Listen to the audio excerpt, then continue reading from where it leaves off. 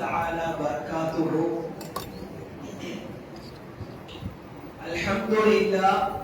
الحمد لله رب العالمين، والصلاة والسلام على أشرف المرسلين وعلى آله وأصحابه أجمعين، أما بعد. فقد قال الله تعالى في كلامه القديم والفرقان المجيد: أعوذ بالله من الشيطان الرجيم بفضل بسم الله الرحمن الرحيم. الذين إذا أصابتهم مصيبة قالوا إنا لله وإنا إليه راجعون. صدق الله العظيم. وقال أيضا: ومن يتوكل على الله فهو حسبه. صدق الله العلي العظيم.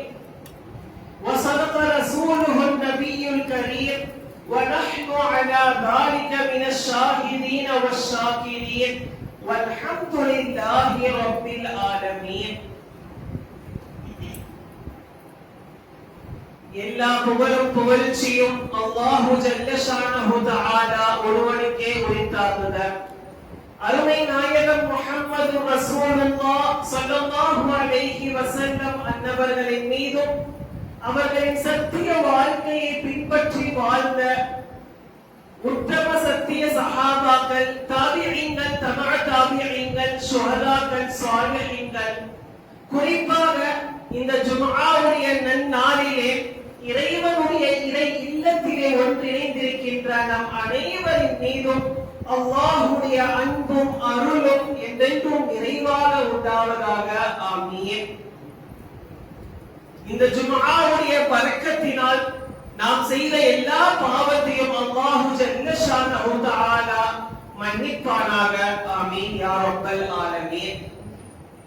கண்ணியத்திற்குரிய அல்லாஹ்வின் நல்லடியார்களே, பாசத்திற்குரிய சகோதரர்களே, இந்த உலகத்திலே வாழ்கின்ற காலத்திலே, இந்த உலகத்திலே ஒரு மனிதன் வாழ்கின்ற காலத்திலே அவனுடைய வாழ்க்கையில் சில தருணங்களிலே அல்லாஹு ஜல்ல ஷானஹு தஆலா சோதனைகளை கொடுத்து இறைவன் சோதிக்கின்றான். இதை இப்படியும் சொல்லலாம், நம்முடைய வாழ்க்கையிலே, நம்முடைய அன்றாட வாழ்க்கையிலே சந்தோஷமான மகிழ்ச்சியான தருணங்களை விட கஷ்டங்களோடும் சிரமங்களோடும் தான் நம்முடைய வாழ்க்கையை நாம் கழித்துக் கொண்டிருக்கின்றோம். அதனால்தான் ஒரு எழுத்தாளர் இப்படி எழுதுவான் அல்லவா: உலகத்திலே ஒரு மனிதன் அன்றாட தினத்திலே அவன் அல்ஹம்துலில்லாஹ் என்று சொல்வதை விட ஒரு இஸ்லாமியர், ஒரு முஃமின் அல்ஹம்துலில்லாஹ் என்று சொல்வதை விட அவன் தினந்தோறும் இன்னா லில்லாஹ் என்று அவன் அதிகமாக சொல்கிறான் என்று. காரணம், ஒவ்வொரு மனிதனுடைய வாழ்க்கையில் அல்லாஹ் தஆலா சில சோதனைகளை கொடுத்து இறைவன் சோதிக்கின்றான். இந்த உலகத்திலே எந்த ஒரு மனிதர்களுமே, நல்லவர்களாக இருக்கட்டும் அல்லது தீயவர்களாக இருக்கட்டும், யாராக இருந்தாலும் அனைவருக்குமே அல்லாஹு ஜல்ல ஷானஹு தஆலா சில சோதனைகளை இறைவன் தருகின்றான். நாம் முதலிலே யோசிக்க வேண்டும், எதற்காக இறைவன் சோதனைகளை இறைவன் நமக்கு தருகின்றான்? நமக்கு தெரியும் அல்லவா, இந்த உலகத்திலே கோடான கோடி படைப்புகளை இறைவன் படைத்திருக்கின்றான். ஆனால் எல்லா படைப்புகளை விட மனித சமுதாயத்தை இறைவன் மேன்மைப்படுத்தி வைத்திருக்கிறார் என்று நன்மை நாயகம் ஸல்லல்லாஹு அலைஹி வஸல்லம் அவர்கள் மனித படைப்பை பற்றி அவர்கள் மிக உயர்ந்த வார்த்தை சொல்லியிருக்கிறார்கள் அல்லவா. அப்படி இறைவனுக்கு மிகவும் பிடித்தமான மனித சமுதாயத்தை எதற்காக இறைவன் சோதிக்கின்றான்? எதற்காக இறைவன் நமக்கு சோதனையை தருகின்றான்? எதற்காக கஷ்டத்தை தருகின்றான்? எதற்காக பலா முசீபத்துகளை தருகின்றான் என்ற முதல் செய்திகள் நம்முடைய உள்ளத்தில் நாம் யோசிக்க வேண்டும்.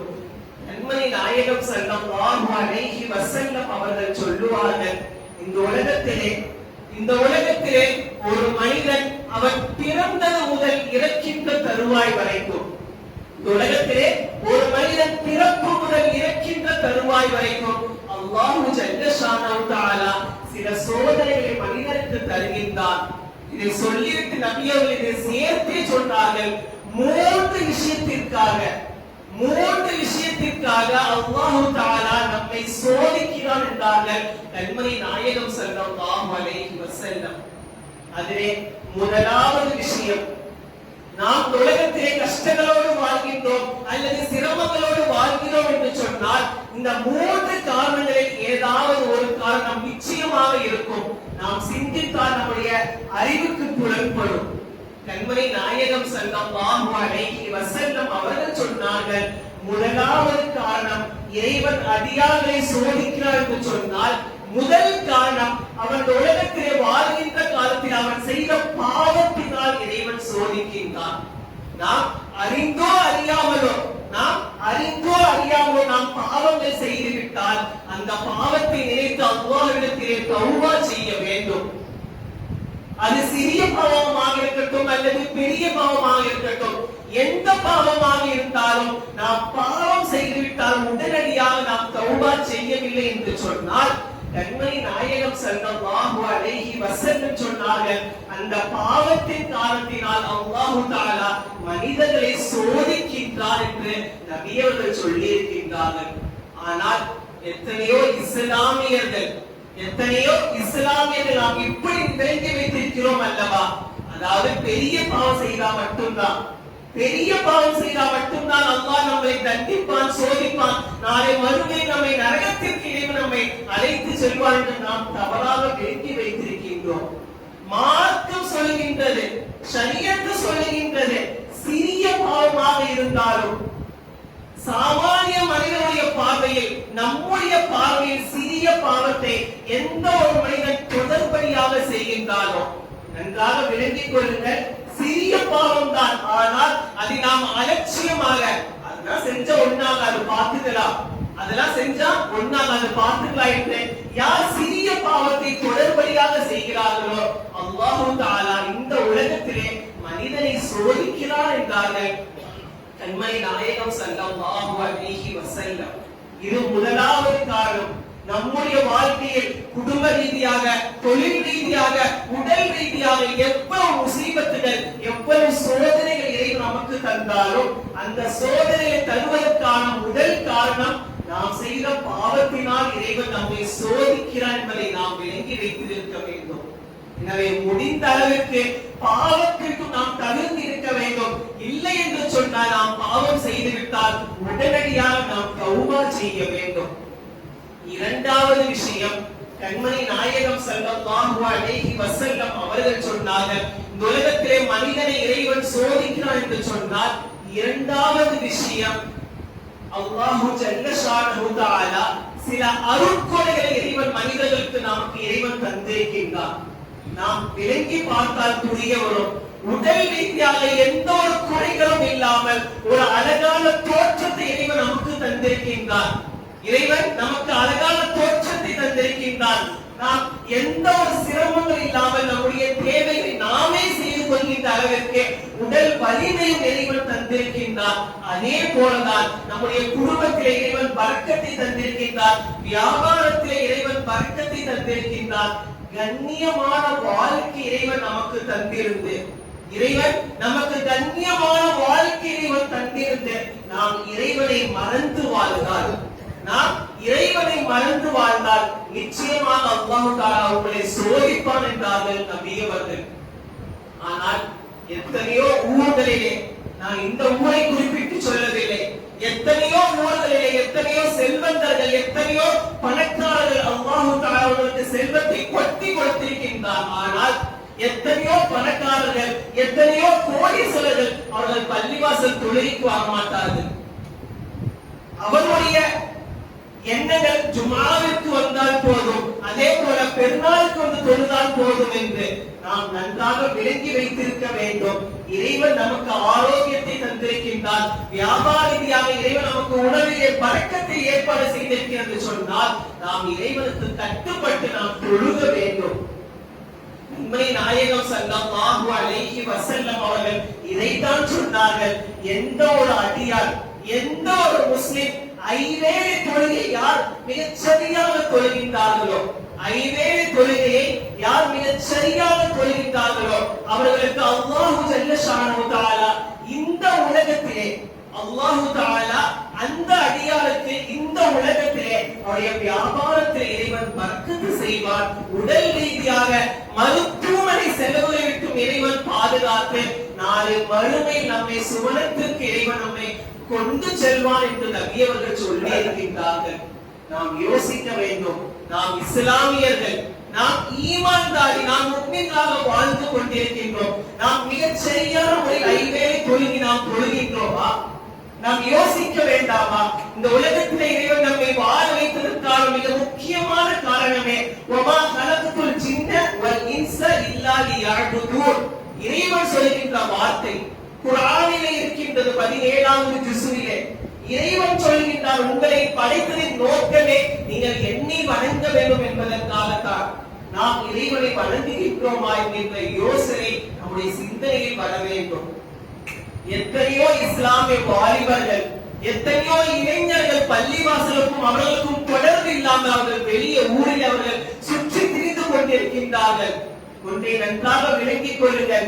இறைவன் நமக்கு அருட்கொடை இறைவன் அள்ளி தந்திருக்கிறார் என்று சொன்னால், இறைவனுடைய புறத்திலிருந்து நமக்கு ரஹ்மத்தும் பரக்கத்தும் இறைவன் தந்திருக்கிறார் என்று சொன்னால், நாம் இறைவனை மறந்து வாழ்ந்தால் நிச்சயமாக இந்த உலகத்தில் இறைவன் சோதிப்பான். நபியவர்களை சேர்த்தே சொன்னார்கள், எவன் ஒருவன் அல்லாஹ்விற்கு கட்டுப்பட்டு வாழாமல், அல்லாஹ்விற்கு கட்டுப்பட்டு வாழாமல் யார் இறைவனை மறந்து வாழ்கின்றார்களோ அவருடைய இறுதி முடிவு கேள்விக்குறியாக இருக்கும் என்றார்கள் கண்மணி நாயகம் ஸல்லல்லாஹு அலைஹி வஸல்லம். நாம் நன்றாக விளங்கி வைத்திருக்க வேண்டும். ஒவ்வொரு இஸ்லாமிய உள்ளத்திலேயும் இறைவன் எனக்கு ஆரோக்கியத்தை தந்திருக்கிறார் என்று சொன்னால் நாம் நிச்சயமாக ஐவேளை தொழுக வேண்டும். அவனுக்கு தேவையான எல்லா வணக்கங்களையும் நாம் செய்ய வேண்டும். இல்லை என்று சொன்னால் நிச்சயமாக இந்த உலகத்திலே இறைவன் நம்மை சோதிப்பான் என்றார்கள் கண்மணி நாயகம் ஸல்லல்லாஹு அலைஹி வஸல்லம். இது இரண்டாவது வகை. மூன்றாவதாக கண்மணி நாயகம் ஸல்லல்லாஹு அலைஹி வஸல்லம் அவர்கள் சொன்னார்கள், உலகத்திலே ஒரு அடியார், ஒரு முஸ்லிம், ஒரு முஃமினை இறைவன் சோதிக்கிறார் என்று சொன்னால் அந்த சோதனைக்கான காரணம், மூன்றாவது காரணம், அந்த அடியாருடைய ஈமான் எந்த அளவுக்கு இருக்கிறது என்று. நாம் நம்முடைய வாழ்க்கையிலே எத்தனையோ இஸ்லாமியர்கள் எந்த ஒரு கஷ்டமும் இல்லாத நேரத்திலே, எந்த ஒரு சிரமமும் இல்லாத நேரத்தில் நாம் இறைவனை வணங்குகிறோம் என்று சொன்னால், அதை விட நாம் மகிழ்ச்சியான தருணத்திலே நம்முடைய வாழ்க்கையில் எந்த சிரமங்களும் இல்லாமல், கஷ்டங்களும் இல்லாமல் நாம் இறைவனை வணங்குகிறோம் என்று சொன்னால், அதை விட நாம் நம்முடைய வறுமை காலத்திலே, நமக்கு கஷ்டமான நேரத்திலே, நமக்கு சோதனை காலகட்டத்திலே நாம் இறைவனை எந்த அளவுக்கு நாம் புரிந்து வைத்திருக்கின்றோம். நாம் இறைவனை நம்முடைய கஷ்டமான நேரத்தில் நாம் இறைவனை வணங்கினால், நாம் கஷ்டமான நேரத்தில் இறைவனை நாம் வணங்கினால் நிச்சயமாக அல்லாஹு தஆலா உங்களுடைய சோதனைகளை இறைவன் தீர்ப்பான் என்றார்கள் கண்மணி நாயகம் ஸல்லல்லாஹு அலைஹி வஸல்லம் அவர்கள். கண்ணியத்திற்குரிய அல்லாஹ்வின் நல்லடியார்களே, நாம் இப்படி விளங்கி வைத்திருக்கின்றோம். எத்தனையோ இஸ்லாமியர்கள், எத்தனையோ பெரியவர்கள் நாம் இப்படி விளங்கி வைத்திருக்கிறோம் அல்லவா? நம்முடைய குடும்பத்திலே ஏதாவது சிரமங்கள் ஏற்பட்டால், நம்முடைய வியாபாரத்திலே பிசினஸ்ல ஏதாவது டவுனாக ஆகிவிட்டால், நம்முடைய வியாபாரம் நஷ்டம் அடைந்து விட்டால், நாம் உடல் ரீதியாக பலகீனம் அடைந்து விட்டால் நாம் இப்படி விளங்கி வைத்திருக்கிறோம் அல்லவா? நான் 5 வேளை தொழுதேன், நான் 5 வேளை பள்ளிவாசலில் சென்று நான் ஜமாத்தாக தொழுதேன், நான் இறைவனுக்கு செய்த எல்லா கடமையும் நான் செய்தேன். எதற்காக இறைவன் என்னை சோதிக்கின்றான்? இறைவன் எதற்காக என்னை சோதிக்கின்றான் என்ற கேள்விகள் நம்முடைய உள்ளத்தில் பல நேரத்தில் நமக்கு ஏற்படலாம். காரணம், நம்ம எல்லாம் மனிதர்கள், பலகீனமான ஈமான் உடையவர்கள் தான். நிச்சயமாக ஏற்பட்டிருக்கும். என்னில் உட்பட நான் சொல்லுகின்றேன், ஒரு கஷ்டம் ஏற்படுகின்ற சொன்னால் நான் அல்லாஹ்வை வணங்கினேன், நான் அல்லாஹ்வை தானே வணங்குகின்றேன். எதற்காக இறைவன் எனக்கு இவ்வளவு சிரமத்தை தருகின்றான்? எதற்காக வியாபாரத்தில் இறைவன் நஷ்டத்தை தருகிறார் என்று நாம் விளங்கி வைத்திருந்தால் அதற்கான பதிலாக கண்மணி நாயகம் ஸல்லல்லாஹு அலைஹி வஸல்லம் அவர்கள் சொல்லித் தருகிறார்கள். அல்லாஹு ஜல்ல ஷானஹு தஆலா சில நல்லவர்களுக்கு இது போல சோதனைகளை இறைவன் தருவான் என்கிறார்கள் நபி அவர்கள். நமக்கு சோதனை ஏற்படுகின்ற நேரத்திலே சோதனைகளும் அல்லாஹ்வுடைய புறத்தில் உள்ளது என்கின்ற ஈமான் முதலிலே உள்ளத்தில் வர வேண்டும். கஷ்டங்களை தந்தவன் இறைவன் தான். அந்த கஷ்டத்தில் இறைவன் என்னை போக்குவார் என்கின்ற ஈமான் நம்முடைய உள்ளத்திலே வர வேண்டும். காரணம் என்னவென்று சொன்னால், நீங்கள் வரலாறுகளை வாசித்து பார்த்தால் உங்களுக்கு புரிய வரும். எத்தனையோ நபிமார்கள் இறைவன் சோதனை கொடுத்திருக்கின்றானே, அவர்கள் எல்லாம் பாவிகளா? நாம் யோசிக்க வேண்டும். உலகத்திலே வாழ்ந்த ஆதம் அலைஹிஸ்ஸலாத்து வஸ்ஸலாம் அவர்கள் முதல் கண்மணி நாயகம் ஸல்லல்லாஹு அலைஹி வஸல்லம் அவர்கள் வரைக்கும் இந்த உலகத்திலே சோதனை அனுபவித்து சென்றிருக்கின்றார்கள். எல்லா நபிமாருக்கும் இறைவன் சோதனை தந்தான். அந்த சோதனை தந்ததற்கான காரணம் அவருடைய ஈமான் எந்த அளவுக்கு இருக்கிறது என்பதை இறைவன் சோதிப்பதற்காகத்தானே தவிர அவர்களை கஷ்டப்படுத்துவதற்காக கிடையாது என்கின்றார்கள் கண்மணி நாயகம் ஸல்லல்லாஹு அலைஹி வஸல்லம் அவர்கள். கண்மணி நாயகம் ஸல்லல்லாஹு அலைஹி வஸல்லம் அவர்களே ஒரு நபித்தோழர் வருவார். நபியர்கள் மஸ்ஜித் நபவியிலே அமர்ந்திருக்கின்றார்கள். ஒரு நபித்தோழர் வருவார். அந்த சஹாபி நபியிடத்திலே வந்து, நபியே நாயகமே, இந்த உலகத்திலே ஒரு மனிதனை இறைவன் சோதிக்கின்றான் என்று சொன்னால், உலகத்திலே ஒரு மனிதனை இறைவன் சோதிக்கிறான் என்று சொன்னால், அந்த சோதனையிலிருந்து நாம் வெளியே வருவது? அந்த சோதனையிலிருந்து நாம் எப்படி வெளியே வருவது? சோதனைகளை முடித்துவிட்டு நாம் எப்படி மகிழ்ச்சியாக வாழ்வது? அதற்கான வழிகள் இருந்தால் ஏதாவது கற்றுத்தாருங்கள் என்று அந்த சஹாபி கண்மணி நாயகம் ஸல்லல்லாஹு அலைஹி வஸல்லம் அவர்களிடத்திலே கேள்வியாக கேட்கின்றார்கள். அப்பொழுது கண்மணி நாயகம் ஸல்லல்லாஹு அலைஹி வஸல்லம் அவர்கள் அந்த சஹாபிக்கு சொல்வதன் மூலமாக கியாமத் நாள் வரைக்கும் வருகின்ற எல்லா இஸ்லாமியர்களுக்கும் நபியவர்கள் 3 விஷயத்தை நமக்கு கற்றுத் தருகின்றார்கள். இந்த 3 விஷயத்தை யார் கடைபிடிக்கின்றார்களோ நிச்சயமாக அல்லாஹ் தஆலாவுடைய சோதனைகளை இறைவன் விடுதலைப்படுத்தி அவருக்கு மகிழ்ச்சியான வாழ்க்கை இறைவன் தருவார் என்றார்கள் கண்மணி நாயகம் ஸல்லல்லாஹு அலைஹி வஸல்லம். அதிலே முதலாவது விஷயம், நம்முடைய வாழ்க்கையில் குடும்ப ரீதியாக, வியாபார ரீதியாக, தொழில் ரீதியாக அல்லது எந்த கஷ்டங்களாக இருந்தாலும் இறைவன் நம்மை சோதிக்கிறார் என்று சொன்னால் முதல் விஷயம் நாம் செய்வது, இறைவனும் கண்மணி நாயகம் ஸல்லல்லாஹு அலைஹி வஸல்லம் அவர்கள் நமக்கு கற்றுத் தந்தது முதல் விஷயம், நாம் பொறுமையாக இருக்க வேண்டும்.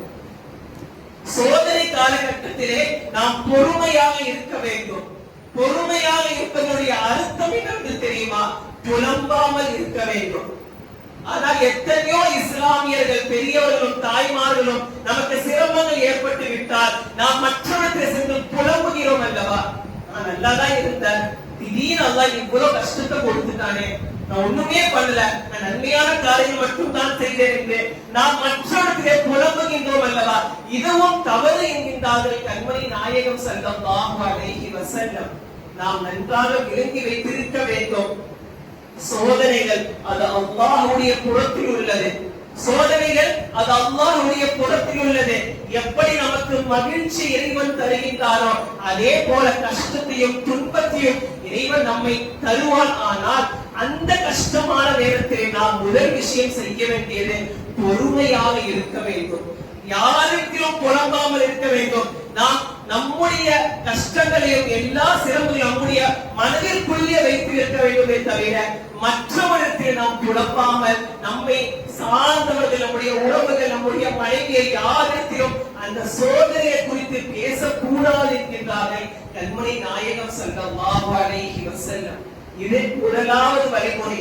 நமக்கு சோதனைகள் வருகின்ற நேரத்திலே அந்த சோதனைகளை நாம் முறியடிக்க வேண்டும் என்று சொன்னால் நாம் முதல் விஷயம் பொறுமையாக இருக்க வேண்டும். இரண்டாவது விஷயம், நபியர்கள் நமக்கு கற்றுத் தந்த பாடம் துஆ. அந்த சிரமமான நேரத்திலே நாம் அல்லாஹ்விடத்திலே பிரார்த்தனை செய்ய வேண்டும். ஆனால் எத்தனை நபர்கள் நாம் அல்லாஹ்விடத்திலே துஆ செய்கின்றோம்? நாம் யோசிக்க வேண்டும். பள்ளிவாசலிலே இமாம் அவர்கள் பொதுவாக எல்லாருக்காகவும் துஆ செய்வார்கள். ஆனால் நாம் நமக்காக தனிப்பட்ட முறையில் துஆ செய்திருக்கின்றோமா? நாம் யோசிக்க வேண்டும். எத்தனையோ வாலிபர்கள், எத்தனையோ பெரியவர்கள் தொழுகை முடித்து விட்டால் வேகமாக அவர்கள் வெளியே செல்வார்கள். ஆனால் நன்றாக விளங்கி வைத்துக் கொள்ளுங்கள், நாம் நமக்காக துஆ செய்ய வேண்டும். கண்மணி நாயகம் ஸல்லல்லாஹு அலைஹி வஸல்லம் அவர்கள் அதைத்தான் நமக்கு கற்றுத் தருகின்றார்கள். எந்த ஒரு அடியான் அவன் தனக்காக யார் அதிகமாக அல்லாஹ்விடத்திலே துஆ செய்கின்றானோ அவனுக்கு அல்லாஹ்வுடைய புறத்திலிருந்து உதவி கிடைக்கும் என்கின்றார்கள் கண்மணி நாயகம் ஸல்லல்லாஹு அலைஹி வஸல்லம். எனவே சிரமமான நேரத்திலே, சோதனை காலகட்டத்திலே இரண்டாவது விஷயம் நாம் பொறுமை. முதல் விஷயம் பொறுமை, இரண்டாவது விஷயம் நாம் துஆவை நாம் கடைபிடிக்க வேண்டும். மூன்றாவது விஷயம் கண்மணி நாயகம் ஸல்லல்லாஹு அலைஹி வஸல்லம் அவர்கள் நமக்கு கற்றுத் தருகின்றார்கள். மூன்றாவது விஷயம் இறை நம்பிக்கை. இறை நம்பிக்கை. வமன் யதவக்கல் அலல்லாஹி ஃபஹுவ ஹஸ்புஹு.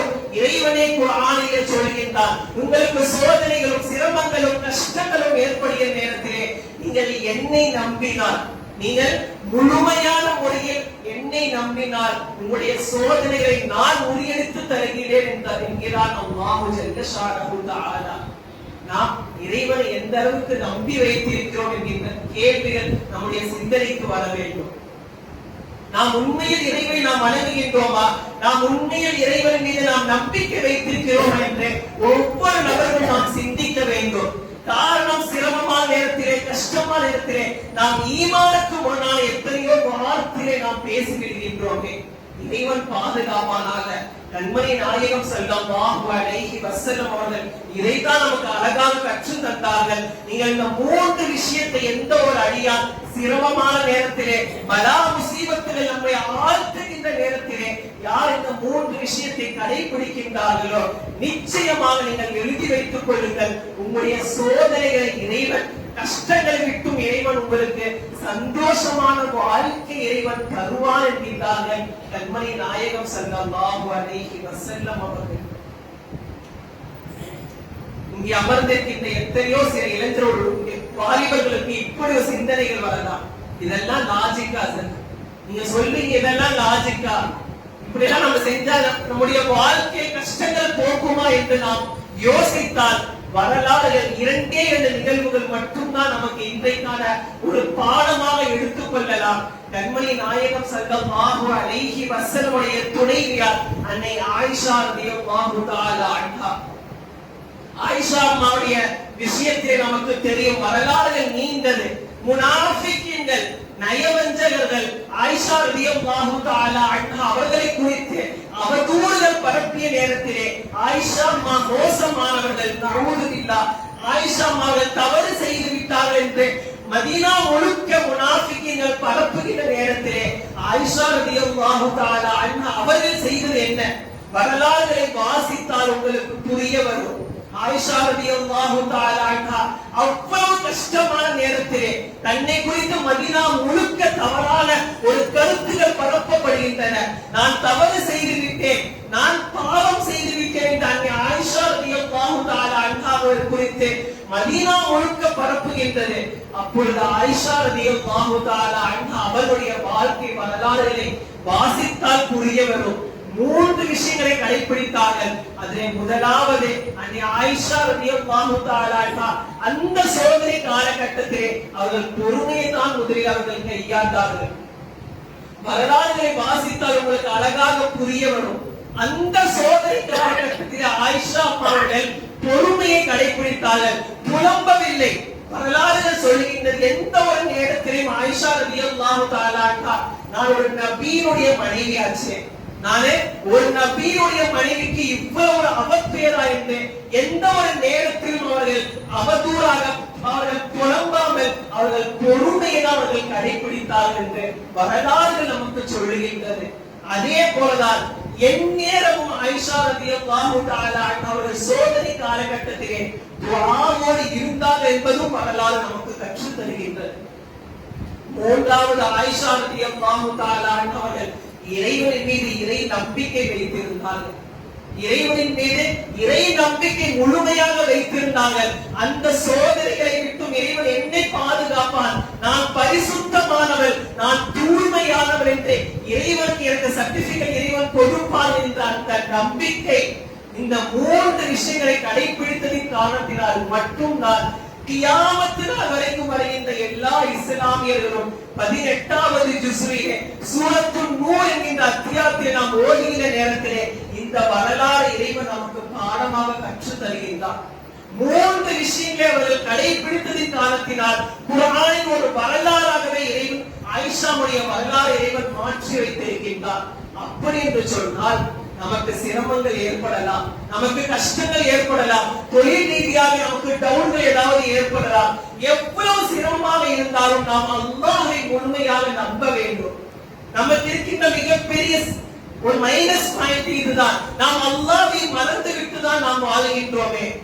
இதெல்லாம் ஒரு இஸ்லாமியர்கான அழகு கிடையாது என்கின்றார்கள் கண்மணி நாயகம் ஸல்லல்லாஹு அலைஹி வஸல்லம் அவர்கள். அதே போலதான் வரலாறுகளை நீங்கள் வாசித்து பாருங்கள். அன்னை ஹாஜிரா அலைஹி ஸலாத்து வஸ்ஸலாம் அவர்கள், இப்ராஹிம் அலைஹி ஸலாத்து வஸ்ஸலாமுடைய துணைவியார் அன்னை ஹாஜிரா அம்மா அவர்கள் பாலைவனத்திலே யாருமே கிடையாது. கையிலே குழந்தையோடு அவர்கள் சுமந்திருக்கின்றார்கள். கொஞ்சம் உணவு மட்டும் தான் இருக்கின்றது, குடிப்பதற்கு தண்ணீர் கூட கிடையாது. அந்த நேரத்திலே அன்னை ஹாஜிரா அலைஹி ஸலாத்து வஸ்ஸலாம் அவர்கள் தன்னுடைய கணவனிடத்திலே கேட்கின்றார்கள், யாருமே இல்லாத இந்த பாலைவனத்திலே நீங்களை விட்டுவிட்டு நீங்கள் எங்கே செல்கிறீர்கள் என்று கேட்ட நேரத்திலே இதை இறைவனுடைய நாட்டம் என்று சொன்னார்கள் அல்லவா இப்ராஹிம் அலைஹி ஸலாம். அப்பொழுதுதான் அன்னை ஹாஜிரா அவர்கள் இப்படி சொன்னார்கள், இந்த நேரம் எனக்கு கஷ்டமான நேரம் தான். காரணம், சுற்றி யாருமே கிடையாது. கையிலே இஸ்மாயில் அலைஹிஸ்ஸலாத்து வஸ்ஸலாம் அவர்கள் மட்டும் தான் இருக்கின்றார்கள். உண்ணுவதற்கு கூட மிக சரியான உணவு இல்லாத அந்த கஷ்டமான நேரத்திலே அவர்கள் இறைவனை நம்பினார்கள். இறைவன் என்னை பாதுகாப்பான், இறைவன் எனக்கு உணவு கொடுப்பான், இறைவன் எனக்கு தண்ணீரை கொடுப்பான் என்ற அந்த நம்பிக்கை தான் இன்றைக்கு வரைக்கும் கோடான கோடி ஹாஜிகள் நாம் உட்பட நாம் ஜம்சம் தண்ணீரை அருந்துகின்றோமே. இவைகளுக்கான காரணம், பின்னணி வரலாறு என்ன? அவருடைய பொறுமையும் துஆவும் அவர்கள் இறைவன் மீது வைத்த நம்பிக்கை தான் நமக்கு இறைவன் பாடமாக நமக்கு கற்றுத் தருகின்றார். நாம் யோசிக்க வேண்டும். எல்லா மனிதர்களுக்கும் கஷ்டத்தை இறைவன் தருவான், நிச்சயமாக தருவான். காரணம் என்ன? இது சோதனைக்கான உலகம், இது சோதனைக்கான உலகம். இந்த உலகத்தில் நாம் கஷ்டங்களும் சிரமங்களும் அனுபவித்தால் நிச்சயமாக அந்த சோதனை காலகட்டத்தில் நம்முடைய ஈமான் பரிபூர்ணமாக இருந்தால் நாளை மறுமை நாம் சுவனம் செல்வோம். இந்த உலகத்திலே நாம் கஷ்டமான நேரத்திலே சோதனை காலகட்டத்திலே நாம் இறைவனை மறந்துவிட்டு ஈமானுக்கு முரணான ஏதாவது வார்த்தைகளையோ அல்லது செயல்பாடுகளோ நம்முடைய புறத்திலும் வந்துவிட்டால் நிச்சயமாக நாளை மறுமை நாம் நரகத்திற்கு செல்வோம் என்கிறார்கள் கண்மணி நாயகம் ஸல்லல்லாஹு அலைஹி வஸல்லம் அவர்கள். எனவே முடிந்த அளவிற்கு எல்லா இஸ்லாமியர்களும் பெரியவர்களும் நாம் விலக்கி வைத்திருக்க வேண்டும். நிச்சயமாக அல்லாஹ் தஆலா எனக்கு கஷ்டத்தை தந்திருக்கின்றான், இது கஷ்டமான காலம்தான், சோதனைக்கான காலம்தான். நிச்சயமாக அந்த கஷ்டத்தை இறைவன் என்னை பாதுகாப்பான், இறைவன் புறத்தின் நம்பிக்கை, இறைவன் புறத்தின் மீது உதவி எனக்கு கிடைக்கும் என்கின்ற தவக்கலும் நாம் துஆவும் பொறுமையாக இருந்தால் நிச்சயமாக அல்லாஹ் ஜல்ல ஷானஹு தஆலா இந்த உலகத்திலே எந்த ஒரு சிரமமும் இல்லாமல் நம்முடைய சோதனைகளை விட்டு இறைவன் நம்மை பாதுகாத்து ஒரு சுபிட்சமான வாழ்க்கையை இறைவன் நம்மை வாழ வைப்பான் என்கின்றார்கள் கண்மணி நாயகம் ஸல்லல்லாஹு அலைஹி வஸல்லம். எனவே முடிந்த அளவிற்கு நாம் இறைவனை நம்பி வாழ்வோம். இந்த உலகத்திலே ஏதாவது நாம் பாவங்கள் செய்துவிட்டால் உடனடியாக தௌபா செய்வோம், இறைவன் மீது நாம் முழுமையாக நம்பிக்கை வைப்போம். அல்லாஹ் ஜல்ல ஷானஹு தஆலா இந்த உலகத்திலே நாம் செய்த எல்லா பாவத்தையும் இறைவன் மன்னிப்பானாக. யா அல்லாஹ் நாம் செய்த சகல பாவத்தையும் மன்னிப்பாயாக. யா அல்லாஹ் எந்த ஒரு சிரமமும் இல்லாத காலகட்டத்திலே யா அல்லாஹ் எப்படி நாங்கள் மகிழ்ச்சியான நேரத்தில் உன்னை நம்பி வாழுகின்றோமோ அதே போல சோதனையான காலகட்டத்திலே உன்னை நம்பி வாழ்ந்து அதன் மூலமாக இறை நம்பிக்கையின் மூலமாக அந்த சோதனைகளை விட்டு எங்களை விடுதலை செய்வாயாக.